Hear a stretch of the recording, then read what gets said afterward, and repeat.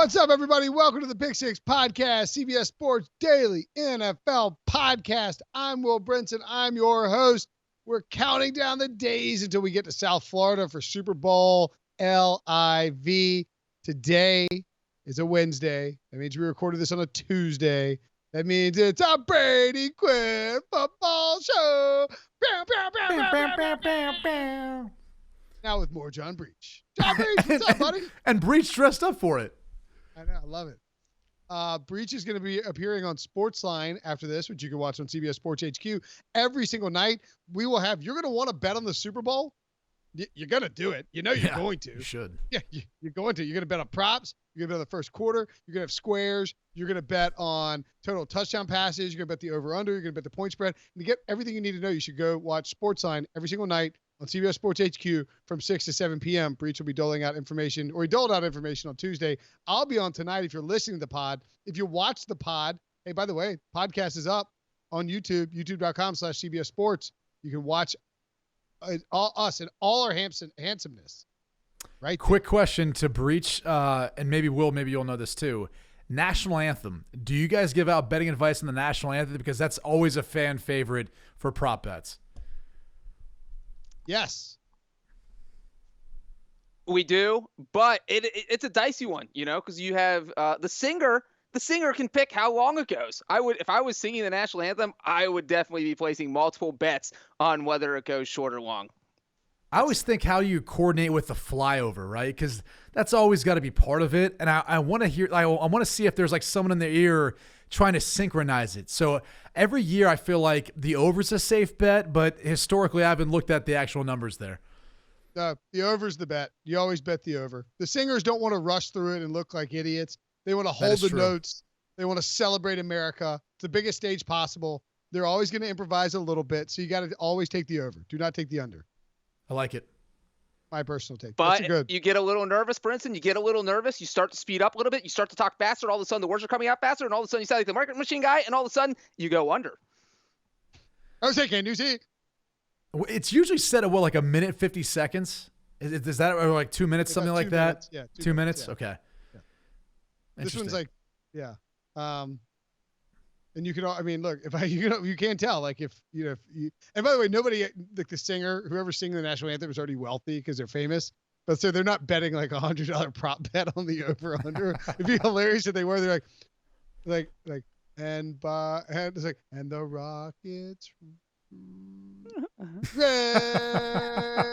they're just like holding every note, like, hey, just gonna make sure we get this over. They're checking their watch in the middle of it. We're gonna do a mailbag on Monday. If you want your question answered by the Super Friends, go ahead and hit up Apple Podcasts, leave a 5-star review, leave a rating. We will answer those questions. Other podcasts in the feed include a exclusive interview with Raheem Mostert, the star of the NFC Championship game. He definitely didn't talk to anyone else currently on this podcast on Tuesday. Just me. Inside joke there. Inside joke. Well, Brady, you do a radio show on Sirius XM. Can we talk about what an amazing story he is real quick for like 30 seconds? Absolutely. Like, so he is kind of like the dream, I think, for the majority of NFL players, but like most people don't see that story because most of them don't entail his performance in the NFC Championship game, having 220 yards and 4 touchdowns to then vault them into the Super Bowl. Like, that just doesn't happen. And usually by the time you're cut by 6 teams, you can't mentally take it, or you think that there's something physically wrong and you just move on in life. I mean, the average career span for an NFL player is less than 3 years. And so think about this, like over the course of his time leaving Purdue, where I want to say in his best season at Purdue, he had like over 500 yards his last year, their senior year, rushing. He's almost accumulated that just in the playoffs alone. But if you think about the perseverance that it takes and just how tough you have to be mentally to be able to make it through all of that and keep hoping that it was going to be eventually this was going to happen and like stay ready for that opportunity. It's just an incredible story. It's like one for all the young kids out there, but it's also one for like, I think everyone can relate to because he believed in himself even when so many other people didn't. And when that opportunity came, he didn't have to get ready. Like he stayed ready and he obviously seized the opportunity. So I love it. I love like the young man that he is and like how he represents himself and just tells that story and the motivation. But it's one of the cool aspects, one of the coolest stories, which there's so many in this particular Super Bowl, and we get them every year. But this is like one of the unique ones as we head into the 2 weeks ahead of it that we get to talk about. Raheem Mostert, by the way, you're spot on, Brady. 93 carries, 529 yards. His final year at Purdue.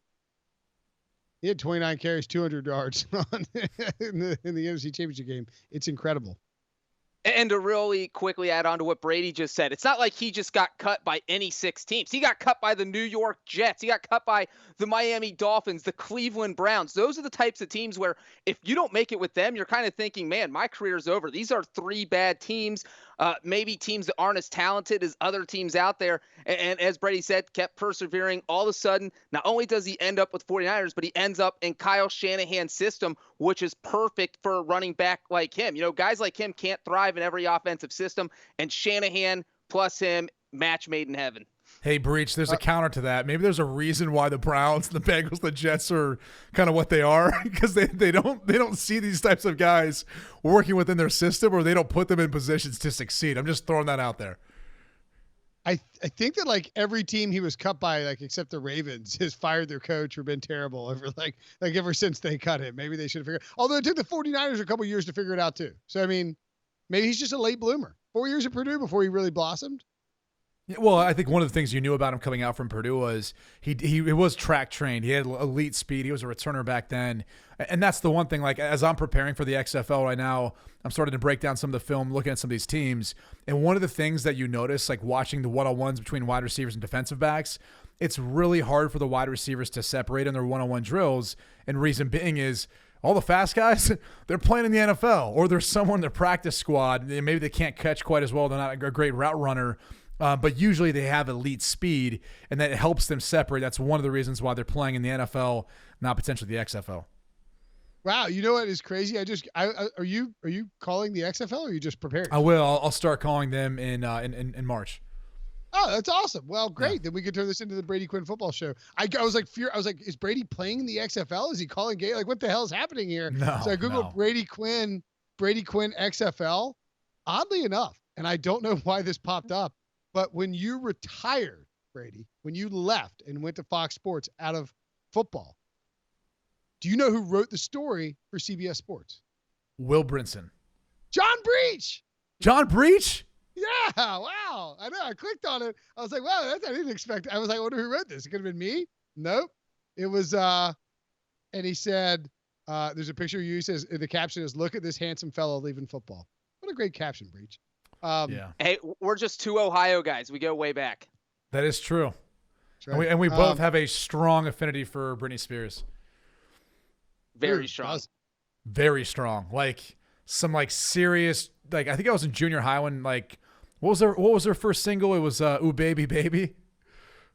Baby Hit Me One More Time. Baby Hit Me One More Time. The schoolgirl outfit, my gosh. That Halloween, it was like every girl's outfit that year. And they could have been in high school, college, maybe even like a 30, 40-year-old. They were all wearing that same outfit in Halloween that year. It's a good point. Yeah, I think, what was it, 99? Was it 99 when that came out? Oh, man. Is that right? Might have been a year or two earlier. Brinson's like, we invite Breech to the show, and all of a sudden it turns into the Britney Spears podcast. What's going on? You're never coming back, Breech. We do this all the time. 98, released October 23rd, 1998. So yeah, I mean, like I was a junior in high school. I mean, it was the thing. It was very popular amongst the high school, middle school male population. Male crowd. Yeah. Oh yeah. Yes. Oh yeah. Britney, she's the real MVP. But let's talk about potential Super Bowl MVPs. Best thing I got, the best segue I got from there. Sorry. Actually, you know who would date Britney Spears if she was like in her prime right now? Jimmy Garoppolo. Oh yeah. Yeah. That's a great segue. Yeah, thank you. That one was better. Jimmy Garoppolo, the number in her prime, because I would say some of what we've seen so far, maybe like a single version of Britney now might make some sense. Guys, if Kevin Federline got Brittany in her prime, I think Garoppolo could do it. That's what I'm saying. Like in her prime or not, like either way, I'm just saying based on what's publicly been out there. Like I love Jimmy G. He's a good guy. But he's tended to wander out there into some, let's just call them different stars, not necessarily a pop star. Yeah. He is 28 and just still dating adult film stars. Hey, Mom, Dad, how's it going? Guess who I brought home for Thanksgiving? Yeah, sometimes the education doesn't stop, after college, right? Sometimes you still need to be educated in a more worldly sense. That's right. So anyway, Jimmy G, of course it went this way. Jimmy G, the number 2 favorite to win the Super Bowl MVP. Of course, Patrick Mahomes, the top favorite at FanDuel. These odds were released on January 20th, the initial release. Mahomes is plus 100, which is basically even money. Jimmy Garoppolo, as you can see on your screen, if you're watching again on YouTube, we'll run through the top options here for the audio listeners. Jimmy G, plus 240. Raheem Mostert, 7.5 to 1. George Kittle, 17 to 1. Travis Kelce, 18 to 1. Deebo Samuel, 20 to 1. Tyreek Hill, 28 to 1. Damian Williams, 29 to 1. Manny Sanders, 34. Sammy Watkins, 34. Nick Bosa, 41. And Tevin Coleman, 45. So I would ask you guys, do you see, Breech, a good value on this board? And or is there anyone you'd be interested in maybe dabbling in for Super Bowl MVP if you're sort of looking at it, in the early goings here? My early going dabble along with my value pick would either be Tyreek Hill or Travis Kelce. Yes, I know the 49ers had the best pass defense in the NFL this year, but if you look at, they've had 2 games where they played the top 2 receivers in the league. They played Michael Thomas. They played Julio Jones. Both those guys torched them.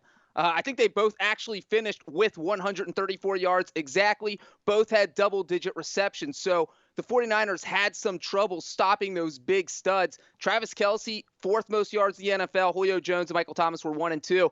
And you throw in Tyreek Hill. So you kind of have to pick your poison. I think at least one of those guys will have a big day. And if you take one at MVP, I feel like you have pretty good value there. And we saw a wide receiver win MVP last year. So it is not crazy to think that someone who catches the football will win MVP of Super Bowl 54. I think an interesting one is Tevin Coleman, because with the dislocated shoulder, we kind of assume or think that he's going to be coming back banged up, and he's not going to be 100%, so that doesn't mean he can't win it, but it is a dislocated shoulder. That is something that you could put into a brace. You can kind of put into like a little shoulder harness, and you could shoot up to take away some of that pain. So you've got the stability with the brace. You're shooting up to take away the pain to play in the Super Bowl. He very easily could step in, considering the running back by committee with San Francisco, and he could do a good job based on how he proves himself throughout the course of the next couple of weeks in practice.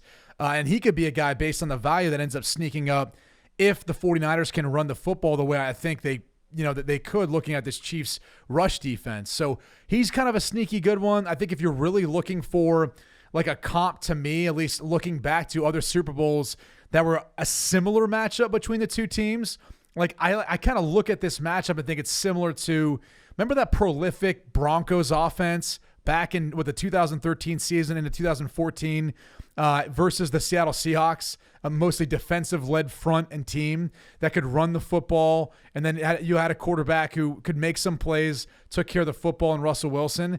I kind of liken them to the San Francisco 49ers. And if I'm not mistaken, wasn't it Malcolm Smith who ended up being Super Bowl MVP of that particular game? That leads me to think like maybe Nick Bosa could end up being someone who, he's going to receive a lot of focus and attention, but because of how talented this defensive front is, it's not like the Chiefs can provide that much help for Bosa's side because of Buckner and Armstead and D Ford and when Solomon Thomas comes in and all the other pieces that they have up front. And so I think because of that, like maybe even Nick Bosa could be a sneaky good play if he has a couple of sacks, a sack fumble, a fumble recovery, or maybe in a sack fumble he returns for a touchdown, something of that nature. Maybe it ends up being a kind of like a sneaky good value play here if you're looking like way down the list. Just to kind of touch on those picks, and I think that you guys all made great points, and I would have made very similar points. One, on Nick Bosa, I love the idea of Bosa. He should not be 40-1 or more, because if Jimmy G, like if the 49ers win with defense and they slow down Patrick Mahomes and they win that game with defense, obviously you're going to go with a defensive player as your MVP. And if you do that, you're going to need, like, the reason Malcolm Smith won it wasn't because he was the best defender out there. It's because he had the best stats on the defense that dominated Peyton Manning. So to me, Nick Bosa is the guy who can get the sacks, get the pressures, the forced fumbles, maybe, he scoop score, something like that. If they win the game and he has a great performance on a big stage with numbers, I think he can win. Like, for that reason, I don't like Richard Sherman as a potential pick, because I don't think that they'll throw at Richard Sherman. So even if he shuts down half the field, I don't think he's going to be, getting the stats that he would win. He's like 75-1 or something like that. I don't mind the Tyreek Hill, Travis Kelce ideas that Breech mentioned. The problem is, I think if Kelce or Hill go off, Mahomes is probably going to get it because of how well he's played. He's already been the MVP before. Like, it would take Tyreek Hill with a long end around or a punt return or something like that to win, in my opinion. And then the one other point I would make too is that the Tevin Coleman call, love it. If he, like, Mostert's the guy, and he gets 29 carries again, then he'll take it. If not, and Coleman is able to play and he gets most of the carries, Kyle Shanahan rides a hot hand, 45-1. That's ridiculous for him. So I have no problem with any of those picks that you guys made. I like them. Great call. The last thing I'll just say on the Coleman point. So Matt Breida, if you actually look at the end of the season, he kind of suffered a number of times. He's fumbled the football.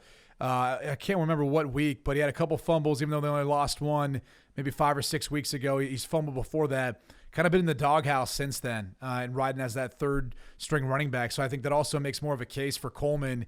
Now, if he is healthy enough and he demonstrates that he's healthy enough throughout the course of practice, that he would potentially play and potentially fill in a big-time role if they are running the football well. Yeah, and with Coleman too, it's worth noting our boy Raheem left the game against the Vikings, I think, with calf cramps. So, like, I mean, if Breida's in the dog, I mean, Breida's not a bad flyer either. He's probably like 150-1. I mean, It wouldn't be surprising if Mostert cramped up, Coleman couldn't play, and they're just like, all right, we got to lean on Breida, and he has a huge game in that running attack. Little sprinkle on Breida, maybe. Little sprinkle. I like it. 100-1 per Devo. So yeah, definitely sprinkle on that one. Nothing wrong with that. Coaching in this game is going to matter. What matters more to you, Brady? What Kyle Shanahan learned? Oh, I was go ahead. No. Kyle Shanahan or Andy Reid? Yeah, no, I think it's a good question. If you look at what Kyle Shanahan, has learned from their Super Bowl loss to the New England Patriots back when he was a coordinator for the Falcons. Granted, it's been a number of years now, 3 years removed from that time. But I think what you've seen over that period of time is he's really reinforced, I think, a commitment to the run. And you don't have to look any further than last week, only 8 pass attempts, because why get away from something that's working, especially if you're executing it extremely well? Keep hammering those mismatches or those light edges like they had in Zadarius Smith and Preston Smith, and being able to find unique ways of getting to the edges, whether it's different angles. And it could be the different gap scheme runs when you pull an offensive lineman and you're able to kick out and then lead through with use check, or whether it's different ISOs or outside zones, whatever the case may be. I think he's really reinforced a commitment to the run, and that has been a learning experience for him. So that's one thing in this matchup that I don't think he's going to get away from or be scared of, just because of this high-powered offense from the Chiefs, knowing what I think his defense is capable of doing. And the fact that the Chiefs really can't run the football that well. So I think there's going to be some opportunities for them to kind of hang around this game. On the flip side, though, with Andy Reid, I kind of wonder, since it's kind of been so far removed since the last time he was in a Super Bowl, like how applicable that even is to this matchup. Like, I think I'm more curious to see how Steve Spagnuolo comes up with a defensive game plan for the 49ers rush offense. Like, I think I've got more questions about how the Chiefs are going to approach this matchup because of the personnel issues they're going to have on offense with that defensive front. And then how Spagnuolo looks at this offense for the 49ers and says, what can I take away? How can I take away? Because we can look at them and say, well, they'll just load the box to stop the run, and that's how they're going to win, because if they stop the run, Jimmy G can't win this game. But I actually would make a case that Kittle, Sanders, and Deebo Samuel are really good matches for a secondary, with the exception of Tyrann Mathieu, I think is a good player and a versatile player in that defense. I think they're going to have a hard time matching up. I think they could have used a guy like Juan Thornhill, who's no longer going to be able to be a part of this team and be in this game in the secondary for the Chiefs. So I think it's interesting looking at like the most recent times that each of these head coaches have been in the Super Bowl.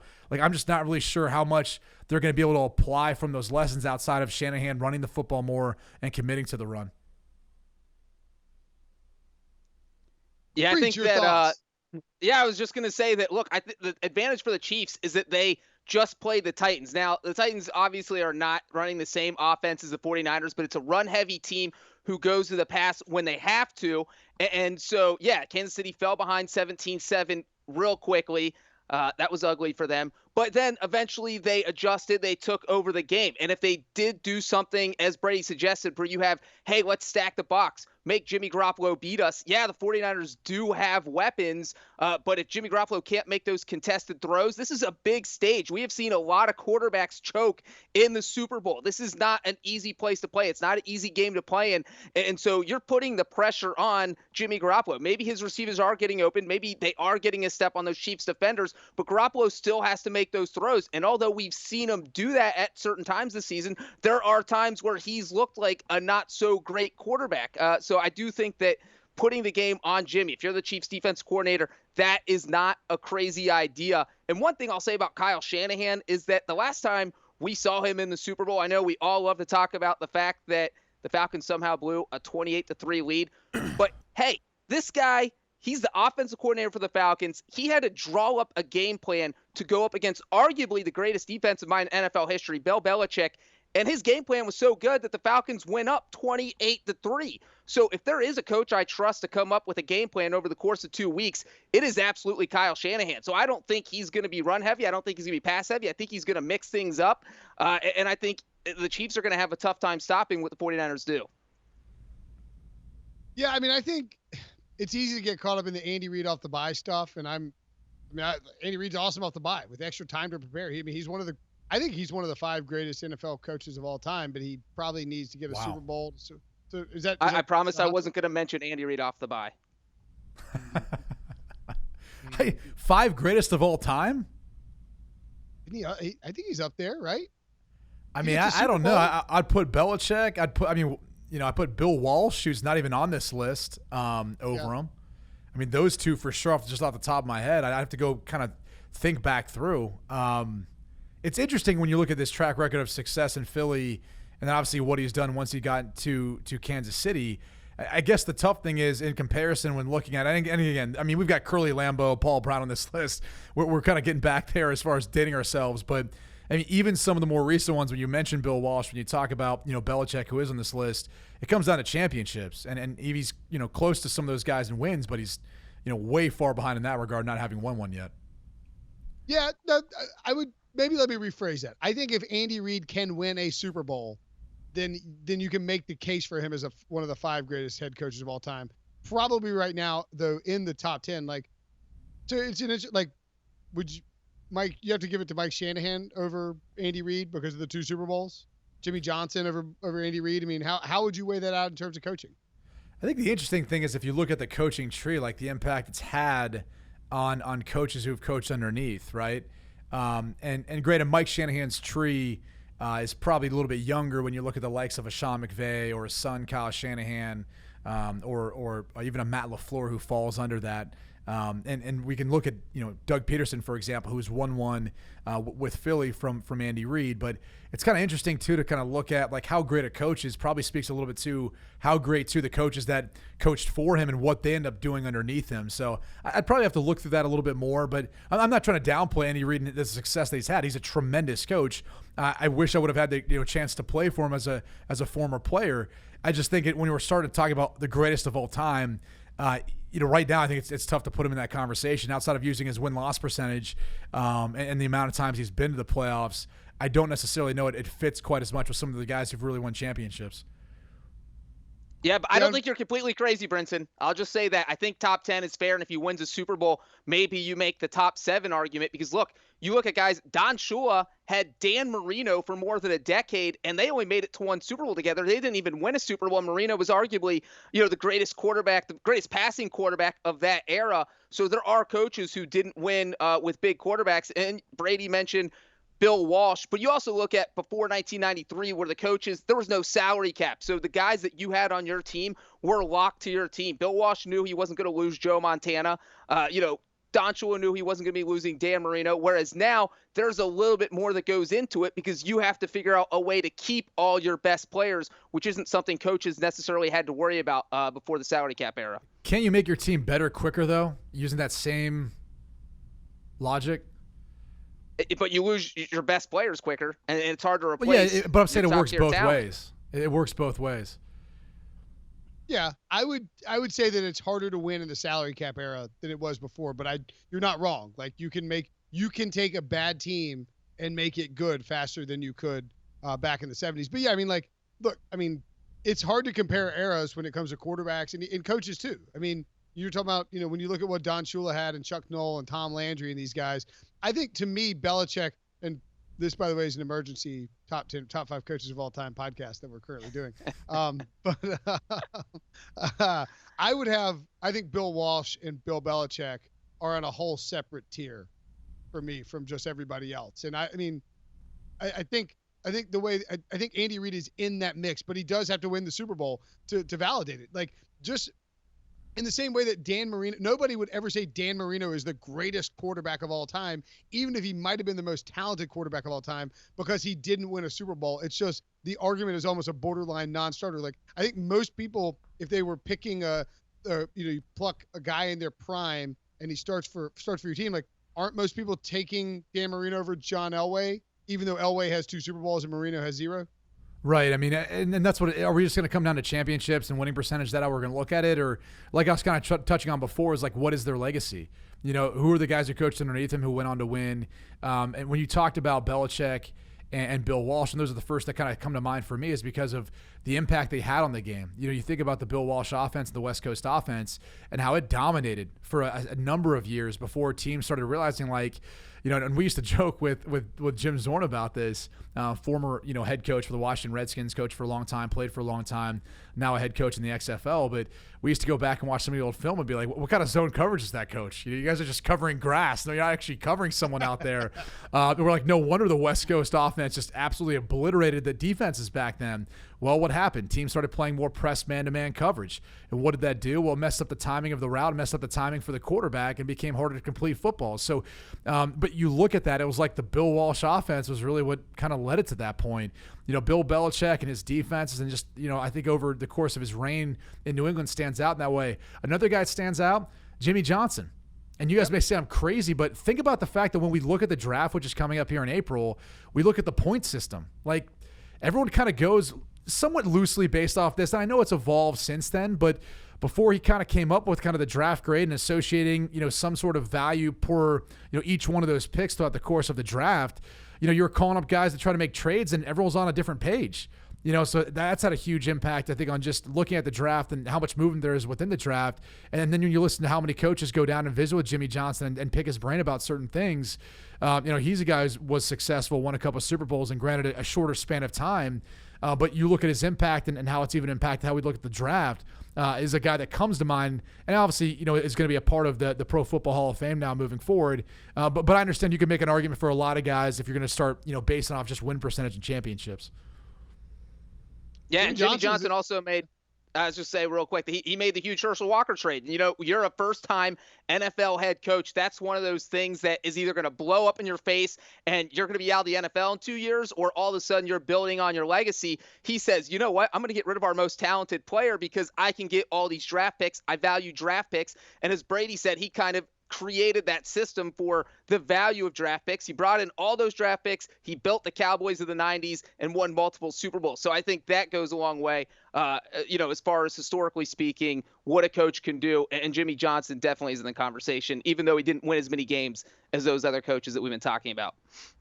Yeah, and by the way, Jimmy Johnson, he actually was pretty good in Miami, and if he never should have been fired in Dallas. Like, I was just gonna say if him and Jerry Jones had gotten along, like who knows how much more success they would have had there during their time there in Dallas. It's kind of interesting to look back on that and think like, what was the squabble? The fact that they just couldn't get over who deserves more credit for the wins and for the Super Bowls. It sounds like a pretty good problem to have. I'm surprised they could have never figured that out. I mean, he's getting the Pro Football Hall of Fame before he's in the Ring of Fame in Dallas' stadium. Think about that for a second.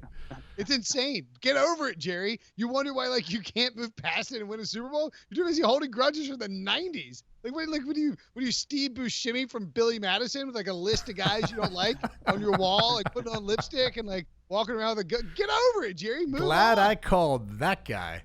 Hey, very nice, Brady Quinn. All right, let's take a break, and when we come back, we may look at whether a relationship like a Matt LaFleur and an Aaron Rodgers can continue to prosper in Green Bay despite a tough ending to the season. All right, welcome back.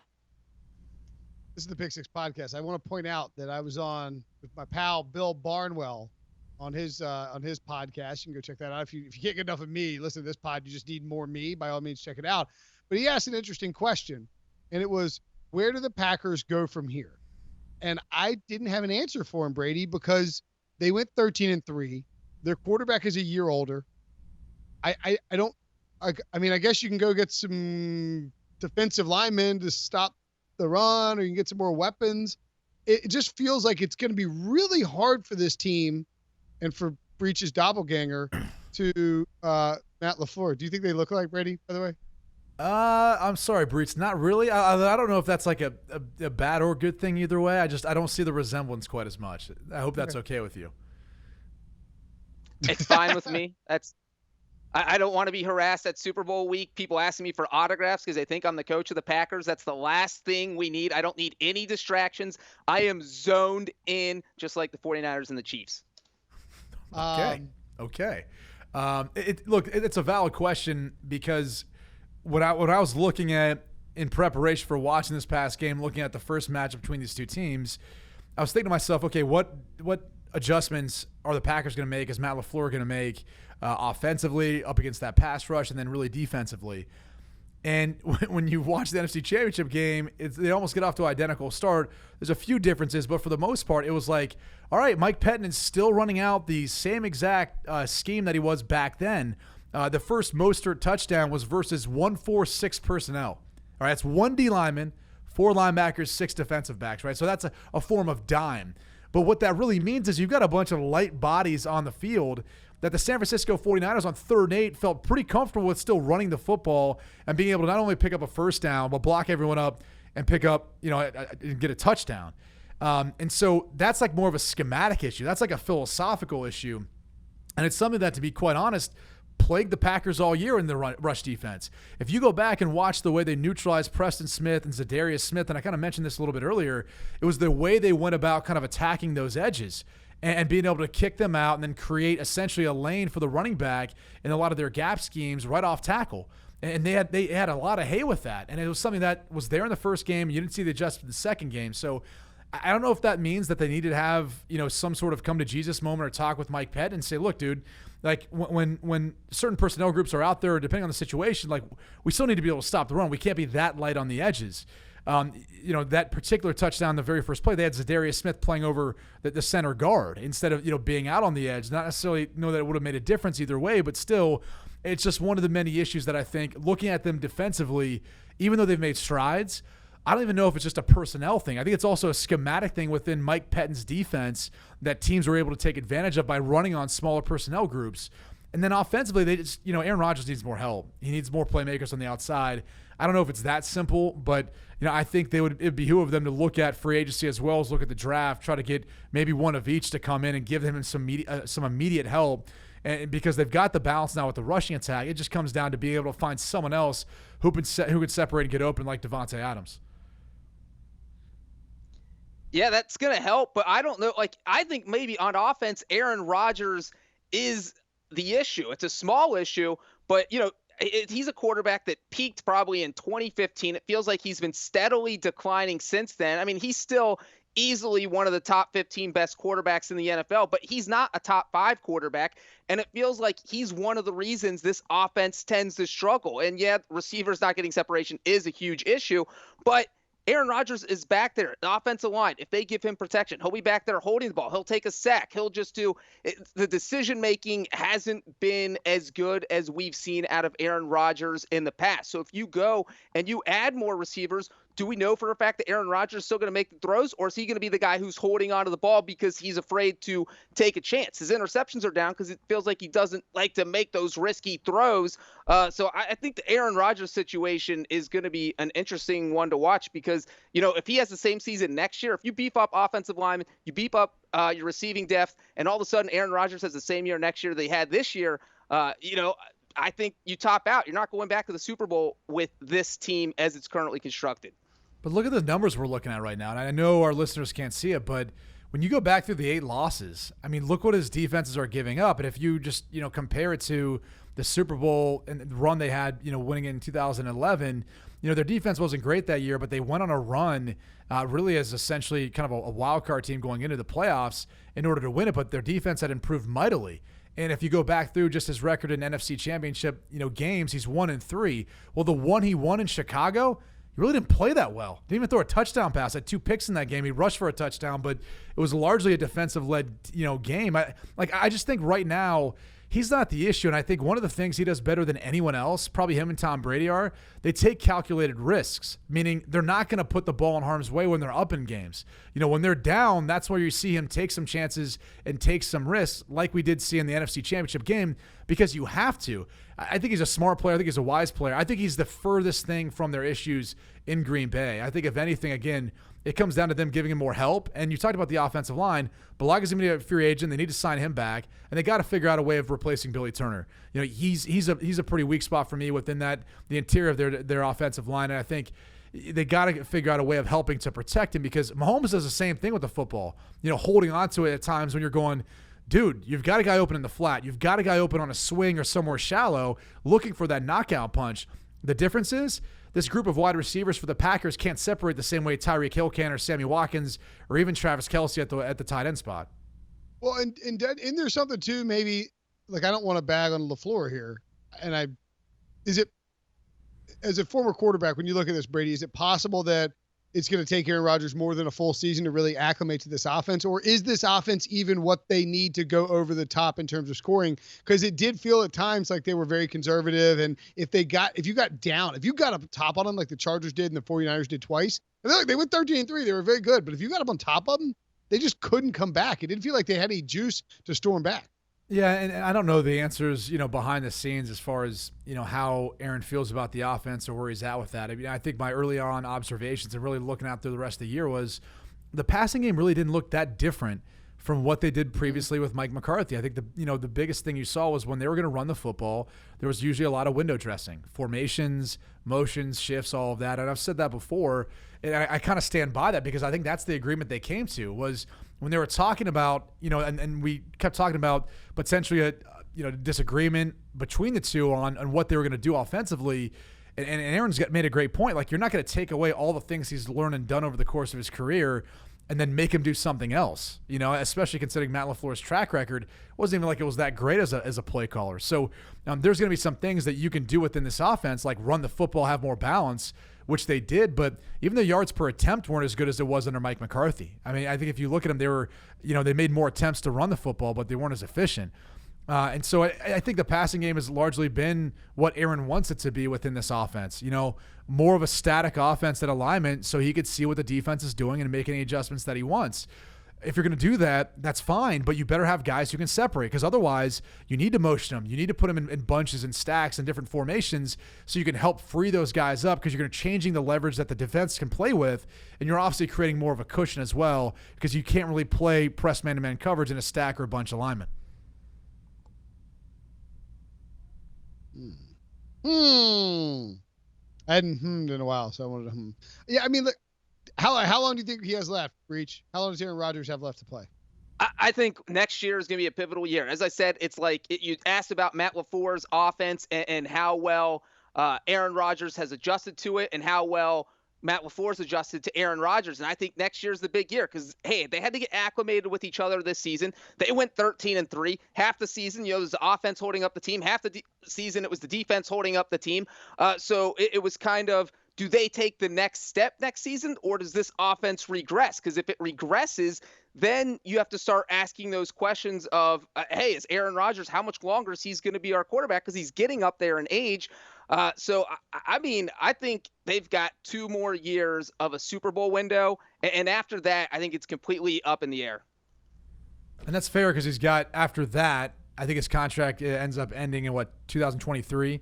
And so, and the cap hit would lessen as far as the dead money and all that too, so it could make some sense. I mean, look, you got to wonder, because of how the Packers got to Aaron Rodgers, drafting him behind Brett Favre and then letting him sit for a few years and get into it, I just don't know that you can do that nowadays, and maybe they can draft someone here in the next couple of years drafts to eventually, be the guy to replace him. But I don't know that Aaron would stand for that the way Brett did with Aaron. And I think, it'd be tough for an organization to be able to sell that to their fan base, considering what we just witnessed in the NFC Championship game. Like, they need help in other spots. And so I think they'd probably look at that as, potentially a wasted pick if it's not going to help them right now in this window with a quarterback who's one of the best talents we've ever seen at the position.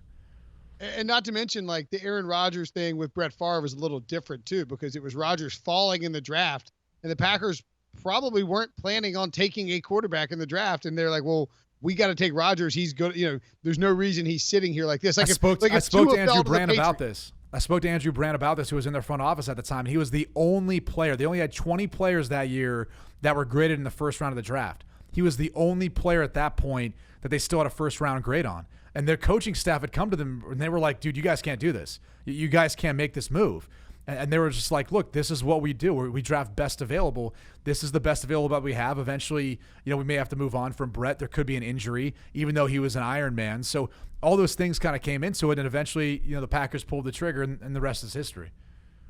Yeah, that's a good point. You draft for need, and all of a sudden Aaron Rodgers is playing.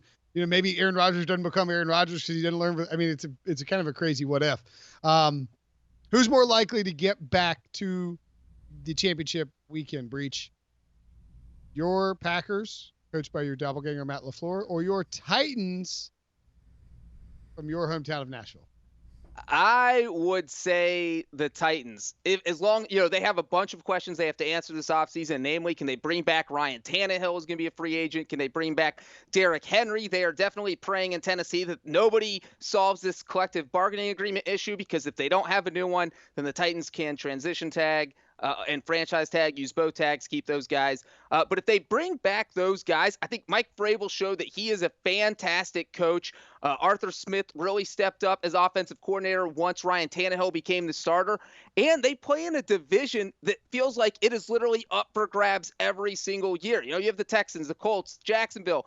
So it feels like it's a division the Titans can win for years to come with the nucleus they have. Whereas you look at the Packers, I think 13-3 tops out. I think they're going to be worse than that next year, whether that is 11-5, 10-6. And then you also look at that division with the Vikings. I think the Bears will probably be better. Who knows about the Lions? But I think the Titans probably have the better chance out of those two teams of getting back to the championship game. I think it's the Packers. Because it starts with Aaron Rodgers, and I don't think there's any concerns about whether or not he'll be back next year. There is a thought that maybe Ryan Tannehill won't. I mean, who knows what could happen this offseason with him being a free agent, other guys that are out there. I mean, Phillip Rivers, maybe it makes sense given that they're back on the East Coast in Florida. Maybe Tennessee would make some sense.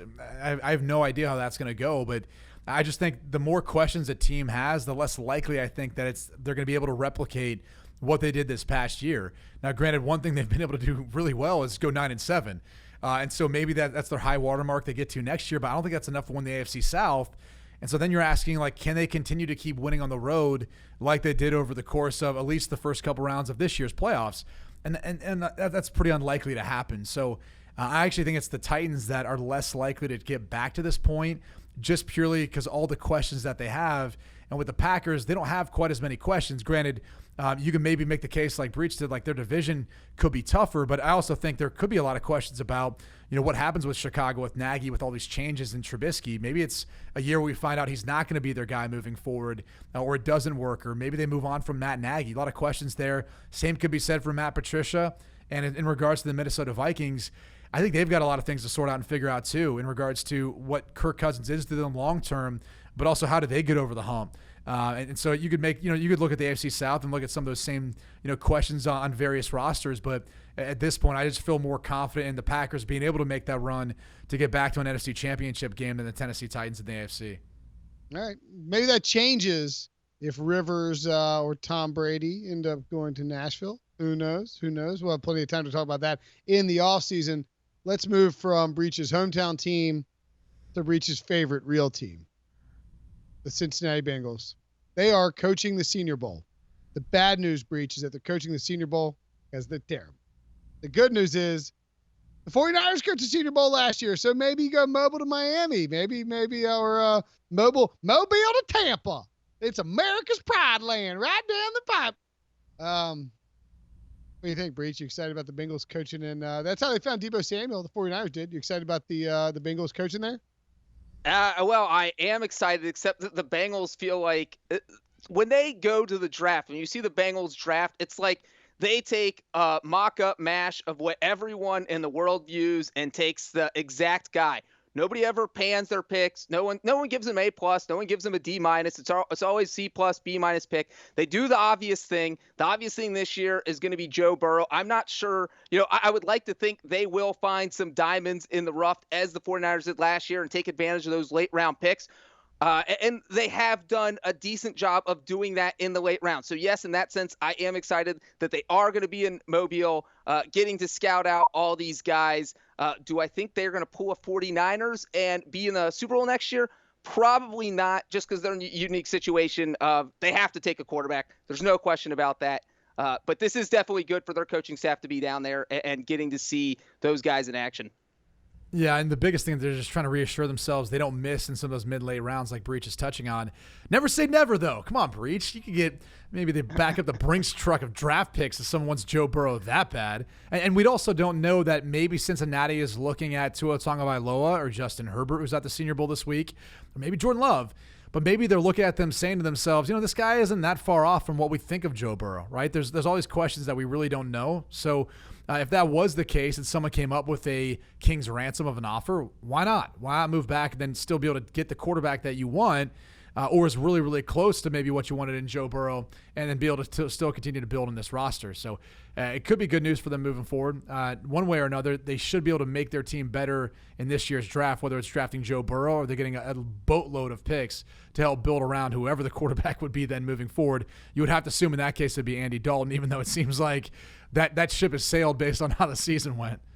Oh, and don't forget that the Bengals in 2011 took A.J. Green early instead of taking Jake Locker, Christian Ponder, Blaine Gabbert, and then circled back in the second round and took Andy Dalton and set them up for, exactly 0 playoff wins, but a lot of decent little success for like 10 years. Yeah, a lot of success for the Bengals. Yeah, for sure. I'll throw in real quick off of both of those points that you look at, let's say they were impressed with Tua or they were impressed with Justin Herbert. Now, I absolutely do think they're going to take Joe Burrow. But as Brady said, if they go down there and they're blown away by what Justin Herbert does or later in the draft process, they say, hey, you know what, we kind of like Tua. They are in a spot where they could trade down. Say the Panthers want to trade up and get Joe Burrow and they offer that king's ransom. The Bengals could do that. You take Tua, you have Andy Dalton going in the final year of his contract. You let Dalton play out his contract and have Tua start in 2 seasons. We were saying that a process like that would not work in Green Bay, but it would work in Cincinnati. And we've seen it done before when they took Carson Palmer. He spent the first season on the bench behind John Kitna. Everyone was fine with that. That worked out okay for them. So the Bengals are in a position where if they did trade down, they could bench a quarterback for a year and survive. A lot of Bengals talk here. Probably too much. Hey, look, it used to be the Browns in this position, okay? I'm just happy it's not the Cleveland Browns in this spot. That's right. The Browns now, they can go win their Super Bowl this year. Now that they've got Stefanski. Yeah, Kevin Stefanski. Not, or as I like to call him, not Freddie Kitchens. I mean, it is like the ex-girlfriend theory. Like, it's incredible. They went from Chris Farley to George Clooney. Yeah, you keep comparing him to George Clooney. He reminds me of is it Henry Cavill? It was like the Superman actor. Yeah. He looks like a What else bearded did that? Superman. You can't see that? I see Clooney all day. Maybe a younger Clooney. I don't know. Did you hear the interview? So Mark Sessler of NFL Media had tweeted it out that he looks like Clooney, and Andrew Siciliano, who is also a Browns fan, interviewed Stefanski like one-on-one on NFL Network. He's like, "Our Mark Sessler called you a George Clooney lookalike. Your thoughts?" He's like, "I've never heard that before. I really have to focus on a football team." It's just like okay.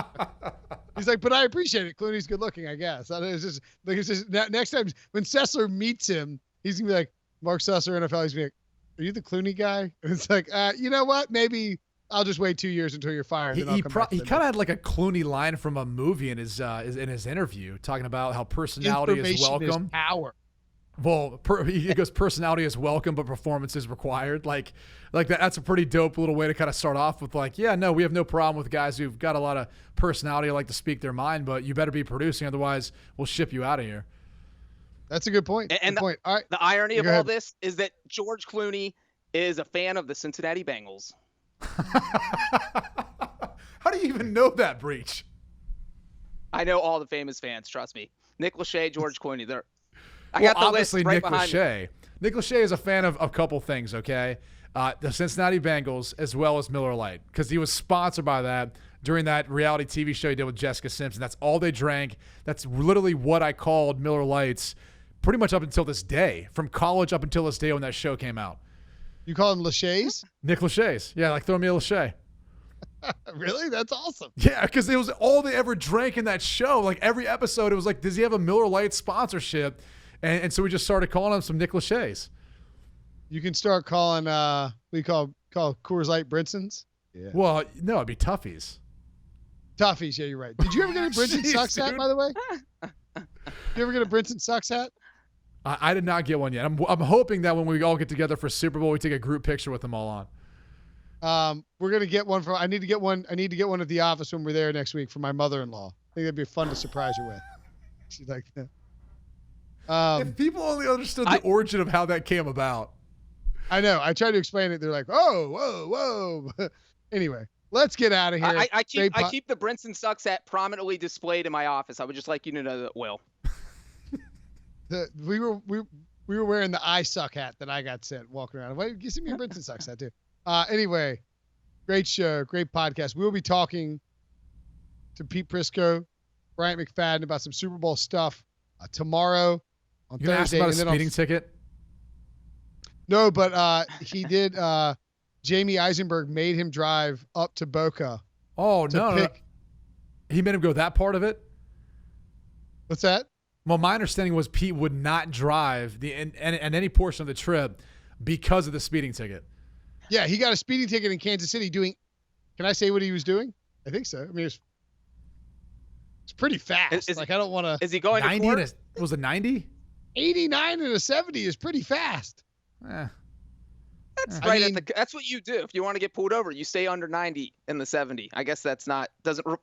I don't think it's reckless op. I think it's not reckless op is what you're trying to avoid there. Yeah. Well, I thought it was above 15 you could get tagged with reckless op. Does it depend on state?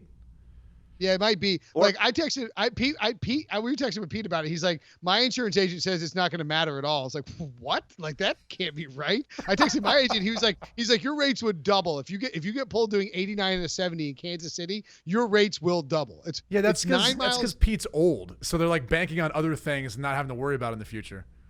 Yeah, they're like, Pete, we haven't had you insured for 7 years. We don't like. We thought hell, Pete. We thought you were dead. God, congratulations, you're still alive. Big win for you, man. You actually owe us $1,300 in back insurance. So Pete refused to drive, so Jamie had to drive. But Jamie was loitering around the office and waiting, and finally he texted Pete. Was like, "I'm on my way up there." Pete's like, "I can't believe you took so long." So we call Pete. We're trying to podcast with him. He's stuck in traffic on 95. Finally gets up to Jamie's house, and they get in Jamie's minivan. And Jamie has to drive his minivan to his wife's office to do a car swap. And all this is happening with Pete. And then they find out that they have to go meet Port, who's up in Orlando for dinner. And they have to rush up there to do it. And Pete's just completely flustered and just complaining. And now he's riding in the car for 3.5 hours with Jamie. Just who knows what he's doing. You need to do an emergency pod where somehow you just Skype in, like live Skype in Jamie and Pete in that car together. You got to figure out a way of doing that. I like that idea. All right, we have to go talk to Pete. So we'll get out of here. Make sure to subscribe, rate, and review. Leave some 5-star reviews with your mailbag questions. Follow John Breech on Twitter at John Breech. Brady Quinn is Brady_Quinn_XFL. Just kidding, but it's Brady_Quinn. He is calling XFL games. Excited to learn that. Talk to you. Oh my God. We'll talk to you in person next week, Brady. Can't wait. See you, buddy.